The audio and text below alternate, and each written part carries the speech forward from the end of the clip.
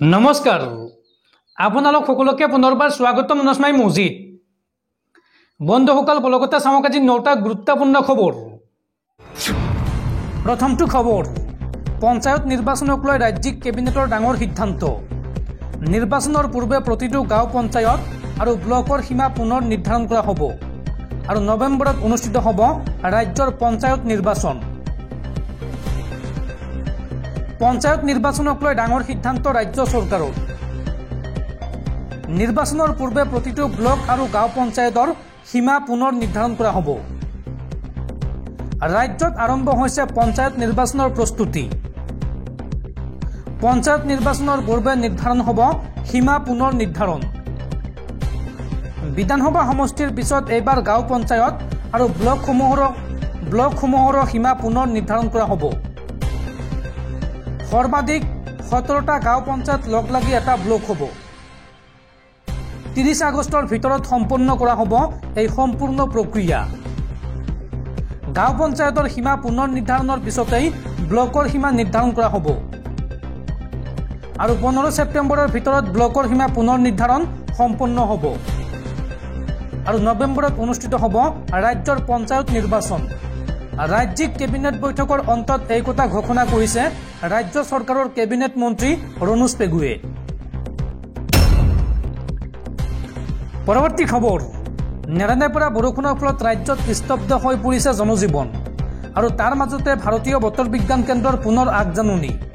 আগন্তুক 5 দিনলৈ অসম তথা সমগ্ৰ উত্তৰ পূৰ্বাঞ্চলত হ'ব ধাৰাসাৰ বৰষুণ আৰু আগন্তুক 24 ঘণ্টাত অসম আৰু মেঘালয়ৰ কিছু প্ৰান্তত হ'ব প্ৰবল বৃষ্টিপাত। নেৰানেপেৰা বৰষুণৰ ফলত ইতিমধ্যে ৰাজ্যত জটিল হৈছে বান পৰিস্থিতি আৰু তাৰ মাজতে বতৰ বিজ্ঞান কেন্দ্ৰৰ এই সতৰ্কবাণীক লৈ বাঢ়িছে উদ্বেগ। পৰৱৰ্তী খবৰ, উৎকোচ লৈ হত্যাকাণ্ডৰ ঘটনাক গাপ দিয়াৰ চেষ্টা চলোৱা ধুলা থানাৰ SI উৎপল বৰাক চাকৰিৰ পৰা বৰ্খাস্ত। আজি অসম আৰক্ষীৰ DGP GP সিঙে সদৰি কৰিছে এই কথা। ধুলাত সংঘটিত বন কৰা আদিবাসী কিশোৰীৰ হত্যাকাণ্ডৰ ঘটনাক উপঢৌকন লৈ ঘটনা গাপ দিয়াৰ অভিযোগত গ্ৰেপ্তাৰ কৰা আৰক্ষী বিষয়া উৎপল বৰাক চাকৰিৰ পৰা বৰ্খাস্ত কৰা হৈছে। আৰক্ষী বিষয়াগৰাকীৰ বৰ্খাস্ত সন্দৰ্ভত বুধবাৰে অসম আৰক্ষীৰ সঞ্চালক প্ৰধান GP সিঙে সামাজিক মাধ্যম যোগে ৰাজহুৱা কৰিছে। এই সন্দৰ্ভত আৰক্ষী সঞ্চালক প্ৰধান GP সিঙে এইদৰে কয় যে অভিযুক্ত বিষয়াৰ দ্বাৰা সংঘটিত ঘোৰ অপৰাধ সন্দৰ্ভত সাক্ষী আৰু তথ্যৰ ভিত্তিত আমি এই সিদ্ধান্তত উপনীত হৈছোঁ। ইয়াৰ উপৰি ঘটনাৰ সকলো তথ্য বিবেচনা কৰি অভিযুক্ত বিষয়া SI উৎপল বৰাক অসম আৰক্ষীৰ সকলো নিয়মিত সেৱাৰ পৰা বৰ্খাস্ত কৰা হৈছে। এইখিনিতে উল্লেখ কৰা প্ৰয়োজন যে ধুলা আৰক্ষী থানাৰ ভাৰপ্ৰাপ্ত বিষয়া তথা অসম আৰক্ষীৰ উপ পৰিদৰ্শক আছিল উৎপল বৰা। এইগৰাকী বিষয়াই ধুলাৰ আদিবাসী কিশোৰী হত্যাকাণ্ডৰ ঘটনা গাপ দিয়াৰ বাবে ঘোচ লোৱাৰ অভিযোগ উত্থাপিত হৈছিল। এই অভিযোগৰ ভিত্তিতে উচ্চ পৰ্যায়ৰ তদন্ত কৰিছিল অসম আৰক্ষীয়ে। আনহাতে মুখ্যমন্ত্ৰীৰ হস্তক্ষেপত এই ঘটনাৰ বিচাৰ ক্ষীপ্ৰতাৰে কৰাৰ বাবে উঠি পৰি লাগিছিল অসম আৰক্ষী। ৰাজ্য কঁপাই যোৱা দৰঙৰ ধুলাৰ এই কাণ্ডৰ বাবে CIDৰ দ্বাৰা দাখিল কৰা হৈছিল চাৰ্জশ্বিট। ইয়াৰ পাছতে মুখ্যমন্ত্ৰীৰ হস্তক্ষেপত সমগ্ৰ বিষয়টো CIDলৈ হস্তান্তৰ কৰা হৈছিল আৰু তদন্তৰ অন্তত আজিৰ দিনটোত এই আৰক্ষী বিষয়াগৰাকীক চাকৰিৰ পৰা বৰ্খাস্ত কৰা হৈছে। দৰ্শকসকল, আৰু বহুতো গুৰুত্বপূৰ্ণ খবৰ আছে। তাৰ আগতে আপোনাক জনাওঁ যে যদি আপুনি এতিয়ালৈকে এইটো ভিডিঅ'ত লাইক কৰা নাই তেন্তে এতিয়াই ভিডিঅ'টোত লাইক কৰি দিয়ক আৰু এনেকুৱা ধৰণৰ ভিডিঅ'সমূহ নিতৌ চাবলৈ চেনেলটো ছাবস্ক্ৰাইব কৰি কাষত থকা বেল আইকনটো প্ৰেছ কৰি ৰাখক। পৰৱৰ্তী খবৰ, এইবাৰ বিপদত পৰিছে দুলু আহমেদ। দুলু আহমেদে পৰিশোধ কৰা নাই বেংকৰ ঋণ আৰু যিকোনো মুহূৰ্তত বাজেয়াপ্ত হ'ব পাৰে দুলু আহমেদৰ সম্পত্তি। বাজেয়াপ্ত হ'ব পাৰে দুলু আহমেদৰ সা সম্পত্তি। চেণ্ট্ৰেল বেংক অৱ ইণ্ডিয়াৰ পৰা প্ৰায় 2 কোটি টকাৰ ঋণ লৈ পৰিশোধ কৰা নাই দুলু আহমেদে। নিৰ্দিষ্ট বেংকটোৰ পৰা দুলু আহমেদে বুবু আলী নামৰ লোকজনৰ নামত ঋণ লৈছিল 91,75,029 টকা। চেণ্ট্ৰেল বেংকৰ গড়ালিস্থিত যোৰহাট শাখাৰ পৰা লৈছিল উক্ত পৰিমাণৰ ঋণ। উল্লেখ কৰা প্ৰয়োজন যে এই বৃহৎ পৰিমাণৰ ঋণৰ গেৰাণ্টাৰ হিচাপে আছিল দুলু আহমেদ। মঙলবাৰে হাতীগাঁওস্থিত আহমেদৰ বাসগৃহত বেংকে দিছিল জাননী। জানিব পৰা মতে 60 দিনৰ অন্তিম সময়সীমা বান্ধি দিছে বেংক কৰ্তৃপক্ষই। অন্যথা বাজেয়াপ্ত হ'ব পাৰে দুলু আহমেদৰ ঘৰ তথা সম্পত্তি। পৰৱৰ্তী খবৰ, দেশত পুনৰ হিট এণ্ড ৰানৰ ভয়ংকৰ ঘটনা। এইবাৰ BMWৰ দ্বাৰা ফুটপাথত শুই থকা যুৱকক মহতিয়াই নিলে সাংসদৰ সুৰাপায়ী কন্যাই আৰু গ্ৰেপ্তাৰৰ পাছতেই ৰাজনৈতিক আশীৰ্বাদত জামিন লাভ। চেন্নাইত এইবাৰ পুনৰ পৰ্ছে কাণ্ড সদৃশ অনুৰূপ ঘটনা সংঘটিত হৈছে। পদপথত শুই থকা এজন যুৱকক গাড়ীৰে থেতিলিয়াই পেলোৱাৰ অভিযোগ সাংসদ কন্যাৰ বিৰুদ্ধে উত্থাপন হৈছে।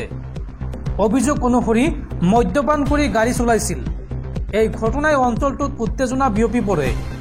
জানিব পৰা মতে অভিযুক্ত যুৱতীগৰাকীৰ পিতৃ ৰাজ্যসভাৰ সাংসদ আৰু এই ঘটনাৰ পাছতে সাংসদগৰাকীৰ কন্যাক গ্ৰেপ্তাৰ কৰা আৰক্ষীয়ে, কিন্তু কিছু মুহূৰ্তৰ ভিতৰতে তেওঁক জামিনত মুকলি কৰি দিয়া হয়।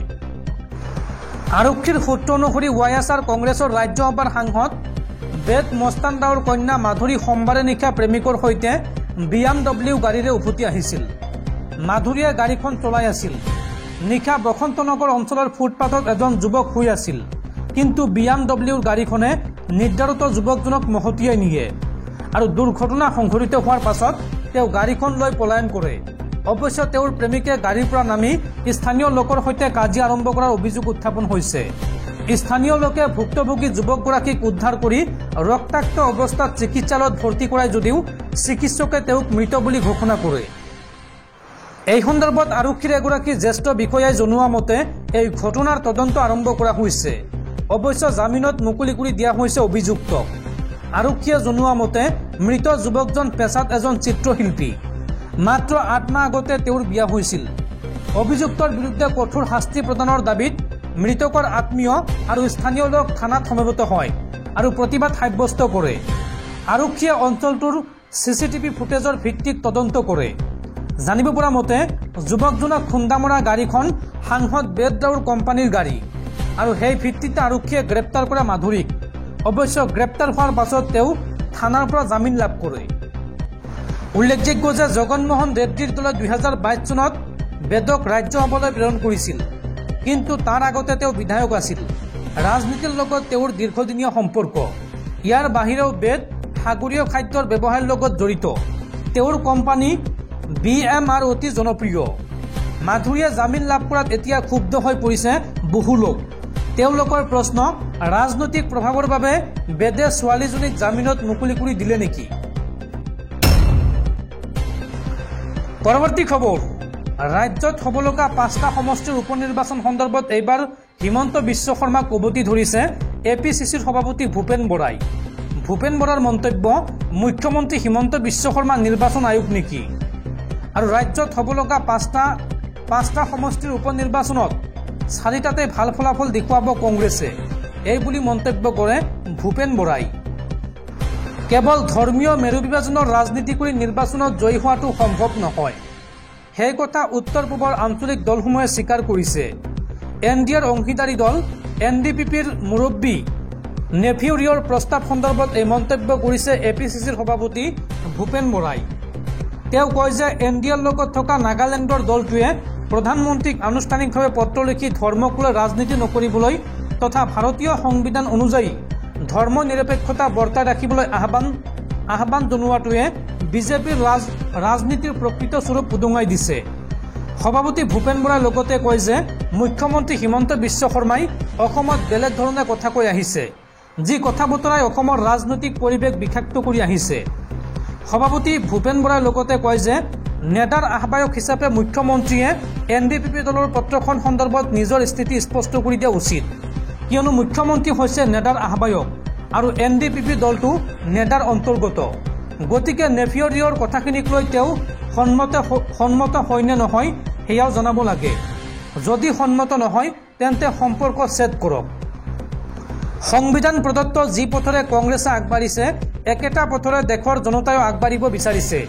সেই কথা NDPP দলে আওপকীয়াকৈ হ'লেও মানি লৈছে বুলি মন্তব্য কৰে ভূপেন বৰাই। আনহাতে সাংবাদিকৰ সৈতে হোৱা এক বাৰ্তালাপত কংগ্ৰেছৰ সভাপতিগৰাকীয়ে অসমৰ মুখ্যমন্ত্ৰীয়ে সমষ্টি পুনৰ নিৰ্ধাৰণৰ সময়ৰে পৰা স্বয়ম্ভু নিৰ্বাচন আয়ুক্তৰ দ্বাৰা আচৰণ প্ৰদৰ্শন কৰি অহা বুলিও মন্তব্য কৰে। নিৰ্বাচন আয়োগৰ তৰফৰ পৰা আনুষ্ঠানিকভাৱে কোনো মন্তব্য অহাৰ পূৰ্বে কিদৰে মুখ্যমন্ত্ৰী উপনিৰ্বাচন নহ'বও পাৰে বুলি ক'বলৈ সাহস কৰিলে সেই সম্পৰ্কে প্ৰশ্ন উত্থাপন কৰে ভূপেন বৰাই। বিজেপি দলৰ আভ্যন্তৰীণ ৰাজনৈতিক অৱস্থা তথ্যবশ হৈ পৰিছে বাবেই মুখ্যমন্ত্ৰীগৰাকীয়ে এনে মন্তব্য কৰিবলৈ আৰম্ভ কৰিছে বুলিও উল্লেখ কৰে ভূপেন বৰাই। বিজেপিৰ চিডলি সমষ্টিত ভৱিষ্যত নাই। বঙাইগাঁও সমষ্টিটো বিজেপিক অগপই এৰি নিদিয়ে। চামগুৰি সমষ্টিত বিজেপিৰ কোনো আশা নাই। বিহালী সমষ্টিত বিজেপিৰ শোচনীয় পৰাজয় হ'ব। কেৱল ধলাই সমষ্টিত কংগ্ৰেছৰ লগত বিজেপিৰ প্ৰতিদ্বন্দ্বিতা হ'ব। এই 5টা সমষ্টিৰ উপনিৰ্বাচনক লৈ বিজেপিয়ে আশংকাত ভুগি আছে বাবেই বিজেপিয়ে পৰাজয়ৰ গ্লানি সহাতকৈ কিবাকৈ নিৰ্বাচনকে ৰখাই থবলৈ ষড়যন্ত্ৰ ৰচনা কৰিছে। এই মন্তব্য ভূপেন বৰাৰ। পৰৱৰ্তী খবৰ, পুনৰ দিল্লীৰ মুখ্যমন্ত্ৰী অৰবিন্দ কেজৰিৱালৰ ন্যায়িক জিম্মাৰ ম্যাদ বৃদ্ধি। 3 জুলাইলৈকে বৃদ্ধি কৰা হৈছে অৰবিন্দ কেজৰিৱালৰ ন্যায়িক জিম্মাৰ ম্যাদ আৰু এতিয়া 3 জুলাইলৈকে বন্ধ কোঠৰীতে থাকিব লাগিব দিল্লীৰ মুখ্যমন্ত্ৰীগৰাকী। উল্লেখযোগ্য যে দিল্লীৰ সুৰানীতি কেলেংকাৰী গোচৰত ইডিয়ে গ্ৰেপ্তাৰ কৰিছে মুখ্যমন্ত্ৰী অৰবিন্দ কেজৰিৱালক।